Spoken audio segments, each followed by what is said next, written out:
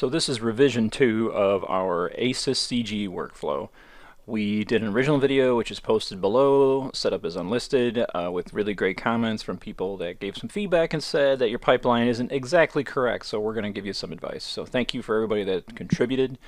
So I'm going to hopefully go through this whole process again with a more accurate setup for you that want to work in Resolve, work in ACES, and also have your renders come from ACES from, working in Nuke in ACES, working in Houdini ACES, and coming back to editorial and putting your CG elements that have been composited together back on the timeline.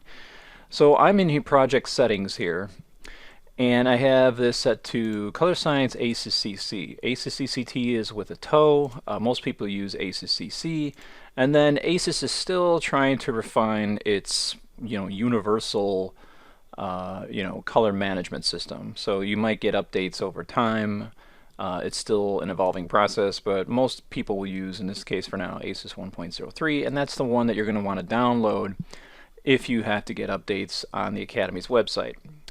ACES Input Device Transform, this means that it's going to, if you want, you can have this available. So if there's footage that comes inside of your bin here and the actual Resolve doesn't recognize it because it has no metadata, you can tell it, yeah, it's a Canon C100 with a Canon log 3 footage looking all gray and so forth, and convert that. So you remember the footage that comes in here, if it is raw, if it has any sort of metadata, Resolve will figure it out for you, which I'm going to show you where that's at inside the color management setup. All right. But if it doesn't, if it's an EXR sequence, if it's a QuickTime file, it's not going to know what that is, okay, because there's no metadata. So you have to tell it by adding an ACES input transform. The benefit of ACES, at least for us low dynamic range guys, is that we can bring in red footage, Alexa footage, Blackmagic footage, Sony footage, and just by adding one of their ACES input LUTs telling it this is the footage, it's Canon's log or whatever, it will match all the footage to look correctly. That's the biggest benefit for us. Since most of us are working in low dynamic range or Rec 709, finish, we're not really concerned about going to movie theaters, worrying about having a huge color space. Because remember, and I have a link at the bottom of a video that Hugo posted from, I forgot what link it is, but it's definitely worth checking out. When you're dealing with high dynamic range, what's the benefit of high dynamic range? And it's not just the color gamut, but it's the brightness of the color it's the color being there as you bring up the brightness. And there's a great explanation with this video at the bottom, so definitely check it out. That kind of helps you understand what is the benefit of all this HDR stuff. But if you are finishing on HDR and all that and so forth, I'm probably going to be doing a video separately for Dolby Vision HDR10 for now. But for right now, we're just dealing with this. So the video at the bottom is about Dolby Vision, so if you're interested in kind of learning about that. Okay, so again, ACES input device, if you're most likely going to be bringing in a lot of QuickTime files that are from, say Canon or whatever, just set this to whatever most likely will be and it will automatically conform it. Otherwise, you'll have to overwrite it, which I'll talk about in a minute. ACES output device transform, again, whatever you have. If you're looking through this through an sRGB monitor, put it to sRGB. If you're looking at this through a P3, BenQ monitor that you're going to be going to theaters with, look at it through a P3 monitor. Whatever you're looking at through the monitor, like for instance a HDR monitor Rec 2020 with 1000 nits, okay, definitely choose one of these. Whatever you're looking at through is what you need to be looking at. That's the device transform. Alright, so when footage comes in, if you go to camera raw, you can see what the footage will be, what will the footage be done to it when it comes in. If it's, and you can choose any one of these. If it's Arri Alexa, it's going to obviously look at the camera metadata, and then it's going to conform it to ACES CG. So you don't have to worry if you got that beautiful Arri Alexa footage, alright? It'll figure it out. Or you can override it by coming in here and changing customized settings. So any footage coming in that's Arri Alexa raw, it'll conform to whatever settings you have here if you want to have it a tweak. I have Blackmagic raw footage most of the time, and it's going to use the camera metadata. But if I wish to go to my projects, I can change up whatever I want. I can come in here and reset the white balance. I can kind of like call the shots, so to speak. But I usually just leave this to the metadata. Okay.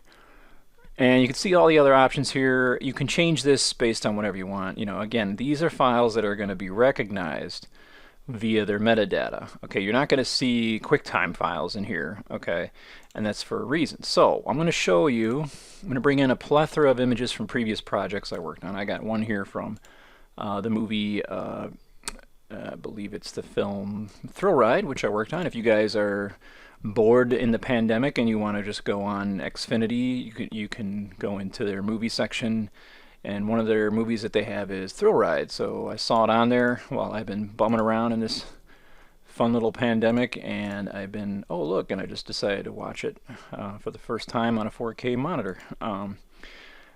Anyway, so we have these 4 different types here. Again, this is an EXR sequence. It'll be like our ACES CG renders will be doing, and again, Resolve will not recognize it, so we'll have to tell it what the input device transform is. Red Code Raw has information already in it. This again was the stuff shot with Thrill Ride. This is a QuickTime file, another QuickTime file. So I'm going to take my formats folder, drag it into my bin here, and let's go to the bottom, and there she is. Okay, so I got my current timeline set up, looking at it through sRGB, output device transform. And you'll see if I go ahead and just double click some of these, you'll see, look how nasty this footage looks. It's like, what the heck is this? It looks like crap. Well, this was shot with a Sony camera, so I'm going to right click it, okay, and I'm going to go to ACES input transform. Again, because there's no metadata, I have to tell it what this is, okay. So this is off screen, you can't see it, but this was just Sony, I believe it was just sRGB footage or Rec 709. So boom, and that's exactly what I saw. All right. So if this was shot Rec 709, you can go ahead, or sRGB, you can see now it's conformed properly into ACES. And it's going to start looking like all my other footage that's by default set up here in regards to the color space. This is a scene, double click this one, this is Red Code Raw, and it already figured it out for me. What did it do? Well, again, if I go over here to color management and I decide to, let's actually pull this onto the timeline here, there we go, and I take this clip, go to my color, you'll see this, it just knew that it was red color 3 for color space, gamma was red color gamma 3. It already knew what was coming from the metadata, so it knew to conform it to ACES CG. Again, I can come in here and make all types of versions of this and so forth. So that's a raw red footage. And then EXR, same thing. I'm going to pull in EXR, and here is a EXR file. And since this is an EXR sequence, we are just going to make sure that it's just simply set to no input transforms. You can see if I, at the very top, it's one of the no input transform.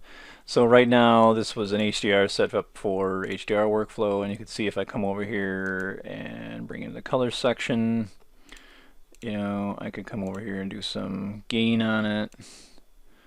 And this is basically what we took for some kind of Transformers project that we did. But you can see all that dynamic range there, that's for HDRI.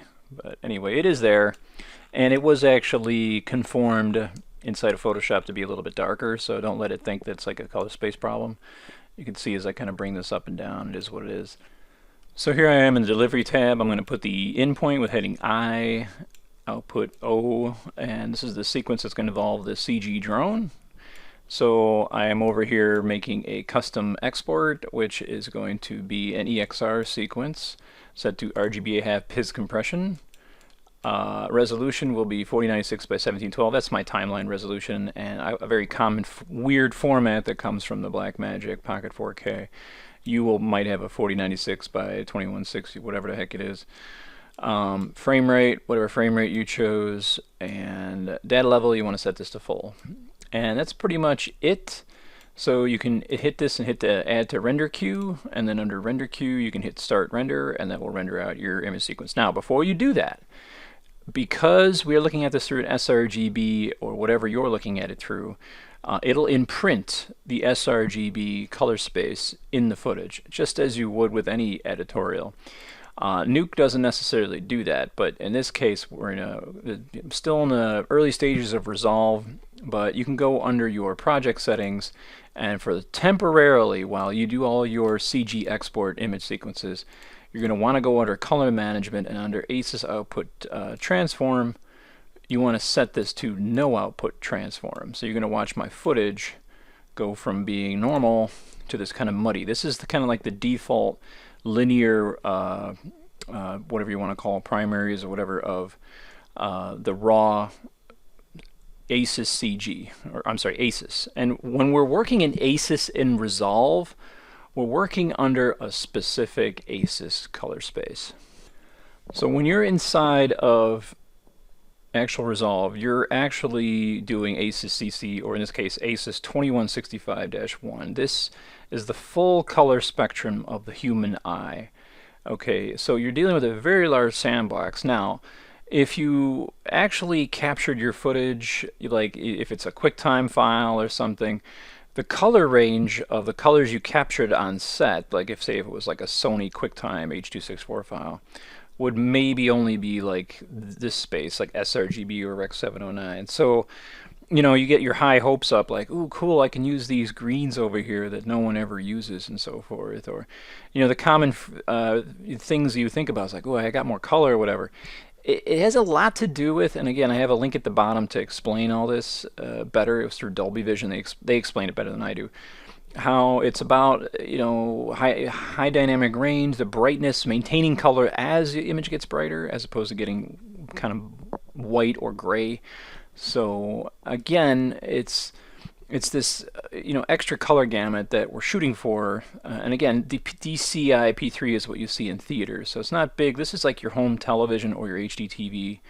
sRGB is very similar to this. It's very same, almost the same size. But you can see these extra colors, and as they talk about, I remember it was through, I believe it was Finding Nemo. Nemo was actually sitting at this color right here, and they had to do a color transform and convert the colors that were in this size down to this size for home theater distribution. So Finding Nemo was about here, I believe, and then he had to be conformed to this color. So I think someone said he was originally more saturated or something, then his color changed from the theatrical version to the home video version or whatever.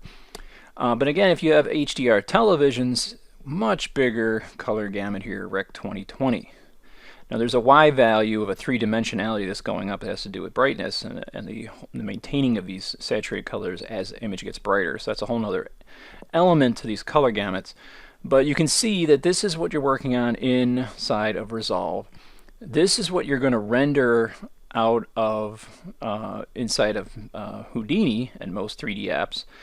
It's basically they you know, because of, you know, saving space, I'm assuming they're not going to render out the full ACES 2165. Besides, most monitors don't display all those colors yet.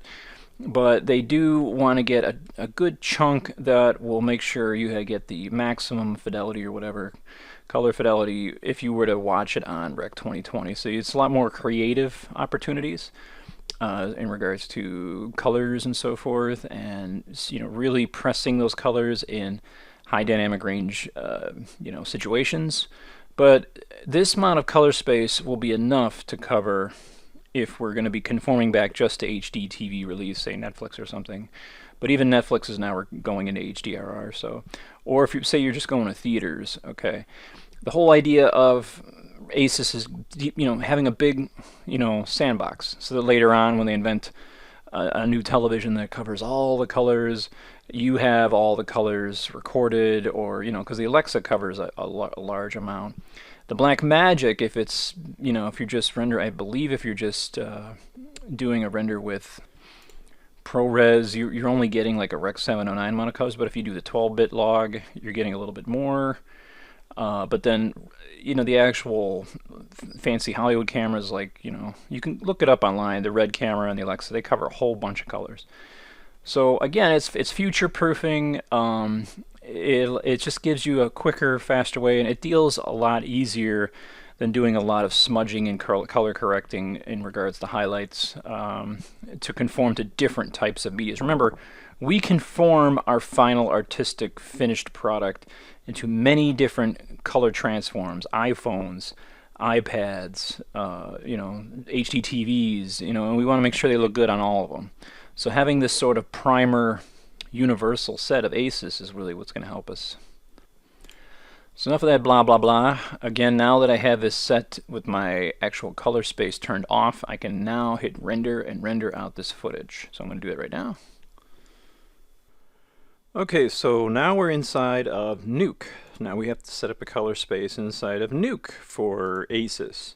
So I'm going to hit S for settings over here in the node graph, and under the color tab, by default you're using Nuke's color space, but we're using OCIOU, and again, being in continuity with Resolve, we're sticking with ACES 1.0.3.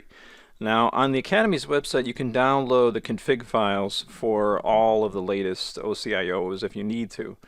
And again, you can put a location down if you have a custom config file. Again, these are config files, that's what you want. So you can hit custom and plug one in if you download it off site, which I have a link at the bottom for you guys to download.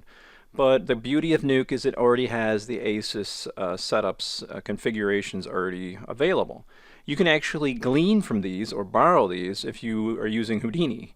You don't necessarily have to, you just got to find the config file. It's just one file, config file, and that's all you need to work everything out. So realize that in the midst of your Nuke folders, when you install Nuke, there is a whole ACES setup. In this case, it's only as high as 1.03.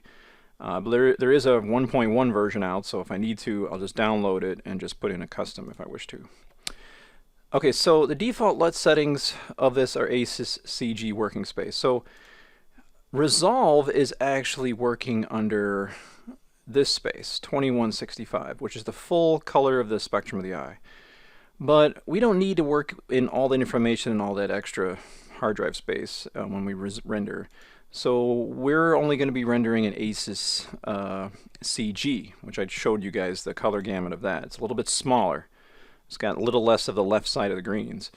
But it's all you need because it's all we currently have available as far as display, which is the HDR displays. So why render colors you're never going to see, right?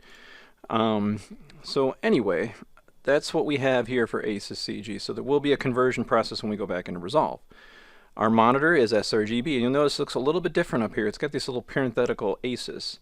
So any monitor you have set up currently, if you have a P3 monitor, set it to that. If you have a Rec 2020 monitor, set it to that. If you just have a regular computer monitor, sRGB, if you're looking at it through Rec 709 HD TV, set it to that. This is your options. Okay, so make sure your viewer LUT is set to this correctly. What's interesting is your 8-bit files, okay, will come in as utility sRGB textures, most likely. So again, because 8-bit files, some 16-bit files, and even EXR files don't have metadata, it's not going to know what to do with it. It needs to transform it into the ACES CG space.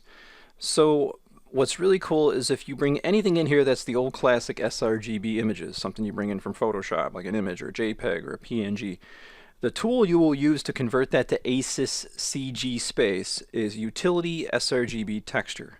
You'll be using a lot of these utility nodes when you're dealing with stuff of the old school into the new school. 16-bit files will conform ACES to ACES CC. You can change this if you wish. Log files, floats, it will assume it's ACES and it'll conform it to ACES CG. Okay, so that's like the full spectrum there. So anyway, let's look at the footage. So here is the footage we exported out of our Resolve. And because we're looking at sRGB space, it looks normal, but if we were to put this to something like, I don't know, like log or raw ACES or whatever, you would see the raw ACES color. And I'll just put this back to sRGB. So we're looking at it through a viewer LUT of sRGB, so it looks fine because I'm looking at it through, again, an sRGB monitor. Sorry for being redundant. But our color space for the read node is ACES 2165. That's what we have. Now I went ahead and lowered the resolution for quick playback inside of Houdini by bringing the resolution down to 0.3. This is an EXR file. I want to get real-time feedback. real-time playback for animation's sake. So I want to have the scale size down a little bit. So that brings the resolution down to something ridiculously goofy like 1229 by 514 or something. And you probably don't have to go that far. You might have to just divide it by 2 and you'll be fine for real time. And then when we write it out, I of course use my classic file direct value name tool. And then I have it as ACES converted plates dot hashtag hashtag hashtag dot exr. Again, there's another symbol for this, but I don't use it because I'm lazy. So the color space is default ACES, CG. So we are going to be rendering this, okay, into ACES CG space, okay. It's currently in ACES CG as Nuke is set up for ACES CG, but we're going to render it with ACES CG because when you're dealing with ACES in 3D apps such as Maya, such as Houdini, such as 3D Studio Max, such as what is now Blender that's now using ACES, you will want to make sure your files are coming in as ACES CG. Okay, not regular ACES, just ACES CG. I did the camera solve, and I'm going to write out the actual camera. We're going to bring that inside of Houdini, which I already did. And that's it. We're going to write that sequence out. So it's kind of going from full ACES 2065 to ACES CG to be good to go inside of, It'd be nice inside of Resolve if there was an option. There might be an option. I never checked to render it out straight to ACES CG, but again, whatever. We want to get our Nuke set up for ACES CG, and we want to get Houdini set up for ACES CG. That's the way the industry works. Now, this is a drone. Okay, there's a drone in this, and it has texture files. Now, those texture files cannot just simply be brought into Houdini. They had to be converted. Now, you can do that through scripting and through different filters inside of Houdini if you wish, or you could do it inside of Nuke, which I prefer to do. Anything that is a visible color that will be seen in the viewer or in the image itself is something that has to be converted. If it is an information pass, such as roughness, metallic, normal map, you do not have to convert these. You can bring in these physical PNG files and have them direct or actually be fed into the normalized 0 to 1 values that dictate roughness, metallic, normal map information. Okay, so don't worry about those. Worry about anything that's going to be seen on scene, color passes, such as the emissive pass and the base color pass. Now, the utility to write out a PNG file, which as you can see here looks, the read node for this is coming in. If I want to see anything with color inside of Nuke, I have to use, again, that default utility. It's under utilities. I can't see it, but it's basically, I'm going to extend this out a little bit here. Default utility sRGB to texture. Okay. So there is the image. It might show up a little darker.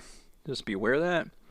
There's been a lot of, somebody was explaining how there's a lot of dealings with the color shifting, or I think maybe the brightness shifting or something. The clients have their specific color schemes when it comes to advertising and all that, and kind of maintaining that's a little bit tricky. So anyway, when you come to the write node, we're going to render it out as ACES CG. Simple as that. And it's being rendered out as just drone diffuse EXR. Okay. I have to make sure that the write ACES compliant EXR is clicked on when I do EXRs. Okay. And that's going to conform it to ACES CG, so it'll be working fine inside of Houdini. Same thing goes for this right here. This is my glow-in-the-dark pass or the emissive pass. It's like self-illuminating, and there's little red lights on the drone itself. And same thing, I'm writing it out. Now, some people were saying when an emissive pass, you might want to brighten this thing up a little bit or something. I'm not sure what to say about that, but these are the only two passes we have to worry about. Now, we are going to be lighting our scene inside of Houdini with an EXR sequence. Or I'm sorry, not EXR sequence, with a HDR image. So I have an HDR image here. It's coming in. The utility that you use for the conversion of this, all right, will be, in this case, we should be taking this to not utility raw, but because this is coming in, we should be using utility, where are you at? Utility linear sRGB. If you do utility raw, and this was a wonderful correction by somebody that wrote in, it'll be to be slightly saturated. Okay, so your instincts are to come in here and go in here and just use utility, okay, utility raw. But you see how saturated that background changed? So you need to set this to utility sRGB linear sRGB. So there you go. Now it's converted so that we can see it in sRGB space and all that stuff. Now, we're going to render this out. Here's the right node here.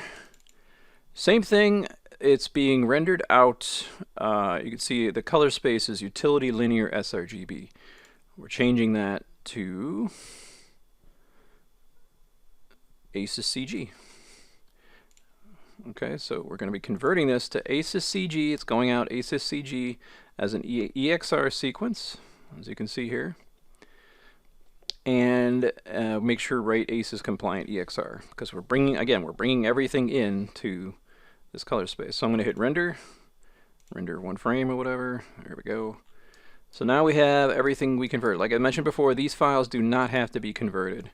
The information passes do not have to be converted. Okay. Roughness is dictating roughness in a 0 to 1 form, and a 0 meaning darkest, white meaning the brightest, 0 meaning the darkest. Roughness increasing by value from 0 to 1, normalized value. Same thing with metallic. Normal map is the obviously the RGB value for that. So we don't have to kill ourselves by converting everything. That was one of the corrections. So with that said, let's go ahead and jump inside of Houdini. Alright, so we are inside of Houdini, and this is the official render that I have inside of Houdini. Now, in order for you to have anything rendered in ACES CG inside of Houdini, you have to do a little bit of scripting work here. It isn't that complicated, and I'm going to show you where it's all at. So I have a link at the bottom for Greg Barta, who goes over the basic color space workflow, how to set up ACES in different formats. You have to download whatever version you're working under ACES from ACES's website. So you can see here it says there's a whole different instruction here on how to do this, but somewhere on your computer is your Houdini.env file. And here it is on my computer. So it's under C user mat document. So you need 17.5. Again, I'm using Windows. You can double click this or open this up in a code editor, and you're going to have to add a line and just save this out. So I just added a location of where my config.ocio file is. Okay. On this same link, you can see that it tells you there's a GitHub here, and you can download the config file. Again, you're just looking for a config file. So I just saved all the folders and all that, and I'm just redirecting this to my config file, which is right here. So I'll open this up, and this is what you will save. It'll basically be a folder with all the different versions, and eventually you get to the config.ocio file. That's the file that you're looking to redirect. And again, just save this Houdini.env file, and you should be good to go. Again, like I reminded you, there is also a location that you can direct this towards that's actually under your Nuke folders. So just look up ACES and Nuke, and you'll find the ACES 103 config file in Nuke if you have the latest version of Nuke. So you can redirect that to your Nuke folder instead if you prefer not to install or just download this ICO pack. So just beware of that. Once you reopen Houdini, you should start to see things that are going to be a little bit differently. Inside of your scene view here, this is the scene with my nephew here, and you can see we're at frame, what is that, 80? 80, yeah, 80. So you can see this is just an animation of the actual drone itself. And again, if I just go back to 90 here, yeah, that was it 90 or 80? I think it was 80. So if you go to 80, I could come back to, I have another camera view. Basically in this scene, all I have is two cameras. One's the camera I tracked inside and imported FBX style inside of the scene. So in my scene view, you can see if you have these little tabs here that you can, open up and close. You'll see you have ACES and sRGB. So again, whatever you have installed, so you can't see it off screen, but P3 monitor, whatever you're viewing, you want to have that set up in here. If I go to my render view, I currently am rendering through the another camera just from a different angle, but if I set this to my mantra node, which has it set up to the camera itself, and I'll just re-render this now, you'll see that, I'm going to zoom out here, this has the HDR. I have an area light, I believe, and an environment light in my scene. So I'll show you the shader setup and so forth for the scene. So I have an HDR dome light, so to speak, and I have an area light. So there's our drone, and it just kind of whizzes by in the scene. So if I kind of go to my original thing here, and I'll just back up here, you can see this basically just comes into the shot. And again, let's first start out with the scene view here. I'll look to my camera and lock to it. Okay, so here's this scene view, and because I'm dealing with this EXR sequence in here, so how do you plug that in? Well, plug in this guy right here, and I have a whole Houdini live action set, so if you guys are curious how I set this up, it's no biggie. It's just bringing in FBX and coming to your camera, a little eyeball here, and again, if you can't get access to this eyeball, it's this little guy right here, you have to click and declick, but anyways, the eyeball, you got to come over here to the actual camera. Let's see, background, sorry. And it's good that you actually, when you have the camera, you have to select the camera by hitting the little lock button, so you're locking to it. If you don't have that, it won't show up here. So if you go under camera, I just plugged in that converted down-resed version, which is in ACES CG space, and it's ACES, you know, EXR sequence. So I just go ahead and click on that. I just click on the EXR sequence. There's another image sequence you have to plug in for the render view. So if you go to the render view, and again, you have these little pull-out windows here. If you go to your little eyeball here, you have to do the same thing here as well. You got to plug in under file format this EXR sequence. Okay, remember it's got to be ACES CG converted, so you can see that everything looks nice, the color looks nice, and then down here, the little pull down window thingy here, same thing, ACES, what are you looking at this through? Are you looking through a P3 monitor? You have to make sure that that's set up correctly. Okay, so again, you won't see this unless you've done that install that I showed you before. So let's talk about the materials here. You can see here's my transparency and so forth. If we go over here to, I have just a simple out node mantra node with a couple of settings here if you're curious. I'm not rendering ACES, I'm not rendering out anything that is deep compositing, but if I were, I would probably come over here under deep output, set this to blah blah blah dot hashtag dot exr, and then that would actually render out the deep information if I need be. But again, I'm not going to be doing that. But you can see I'm just basically rendering this to just an image sequence here, EXR sequence, physically based, rendering frames 1 to 112. Now the materials that are assigned to this drone, let me go ahead and just show you that. So I'll go to my materials section here. Here's my principal shader. Under surfaces, I've made a couple adjustments here, and by default metallicness is way up, so because I've got something feeding into metallic and reflectivity into the texture node here, I got not reflectivity but metallicness, okay, is being plugged in. This becomes like an opacity on-off shader to that current plugged in thing, that metallic down and up. So if we go over here to the textures, you can see the base color had to be that converted EXR file that was converted to EXR. Anything that's in the viewer that will physically be rendered with, that will be seen, I believe it's a specular pass too, because you can tint that. I could be wrong on that, but specular, emissive, and base color and all that, that's stuff that needs to be converted to ACES CG space. Everything else, which is an information pass, such as this roughness pass, is just the original PNG file. Again, it's an sRGB setup, so we're not worried about converting these to ACES CG. Okay, and then the metallic PNG automatic, it's figuring out for itself that it's sRGB. Again, just the regular PNG, we don't have to convert it. And And I've done back and forth comparisons. It doesn't really change much. Emissive, this had to be converted because it was color information. Okay. So emissive. Now some people always say this needs to be brightened up in Photoshop or not. I mean, inside of Nuke you can brighten it up. It just seems kind of dimmer. I don't know. I don't know. I'm not still trying to figure that out. Comments at the bottom, please, if I'm making mistakes. Bumps and normal map. Again, just the OpenGL PNG. And if you zoom up on this, you will see that the normal map is working fine. I haven't done any displacement mapping on here just yet, but I'm assuming it's just an information pass like any other, so it just goes like how you usually would do that map.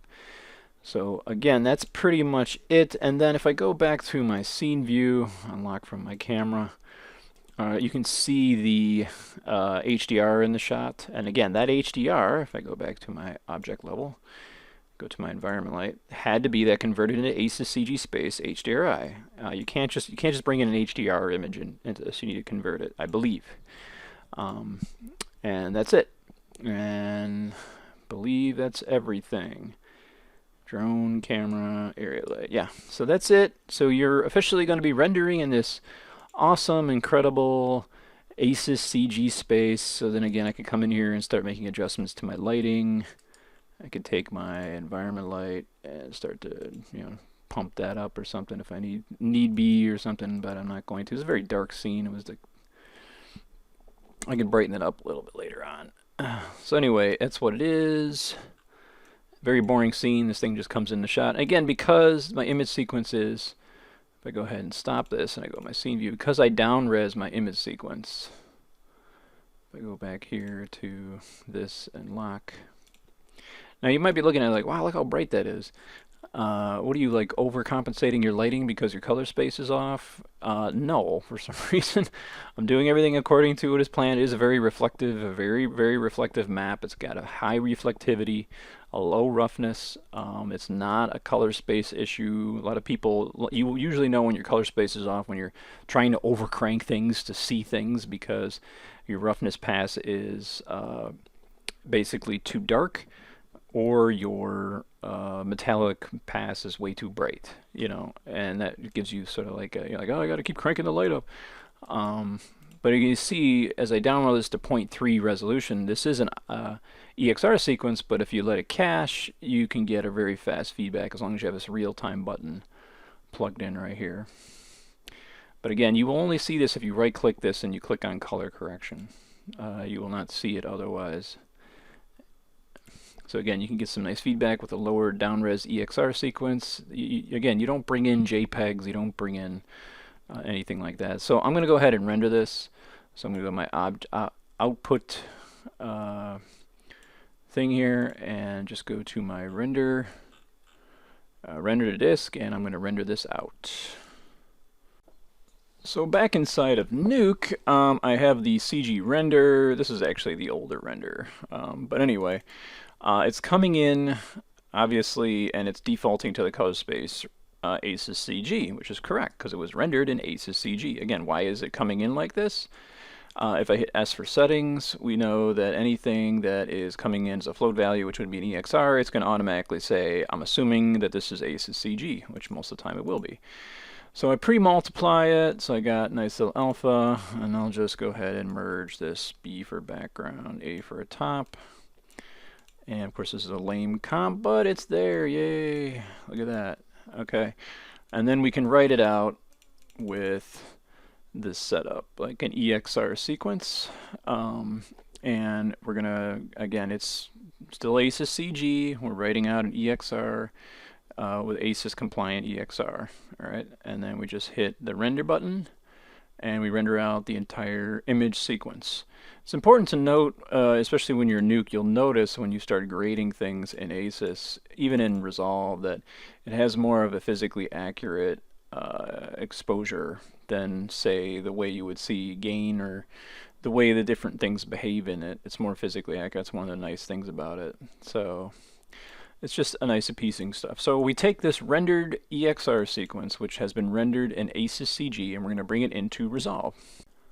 So here we are for the full circle back into DaVinci Resolve. Now we had our viewer LUT turned off, so we need to turn that back on again. So I'm going to go in my project settings, again, whatever monitor you're looking at this through, in my case sRGB. I only did that for the export, so my output device transform will be sRGB, and hit save. So now we're back. So now I'm going to go to my setup here, so I'm going to grab that image sequence. So here am I inside my bin, and there's the footage. I'll just bring it in, and let's go to my edit here, and we'll drag it in. So let's go down here, there she is, drag it in. Now you'll notice that it's slightly warmer. You see that? See how this clip is, this is the original in ACES 2165, and this is ACES CG. So we have to do it doesn't know what this is. It's assuming it's just regular ACES. So we got to right click it. We can go over here, right click it, and you're going to go ACES input transform. It's the very one at the very bottom. You can't see it off screen. ACES CG. So now that it knows it's ACES CG, it does the transform. You have all those juicy colors in there. Not that the original footage had that many colors, and not that the colors on this specific sRGB originally based image had the colors, but you know, everything is there. It is ACES technically. So now we have the render, which is. So that's pretty much the whole process. Again, check out the links, and check out the 2 video links I have at the bottom. I have one based on Dolby Vision, which will give you a better understanding of this, and the other is just a video on the Lego movie. I keep kind of bringing this up to better understand this whole workflow and its benefits. So I hope this helps, and I'll see you guys later.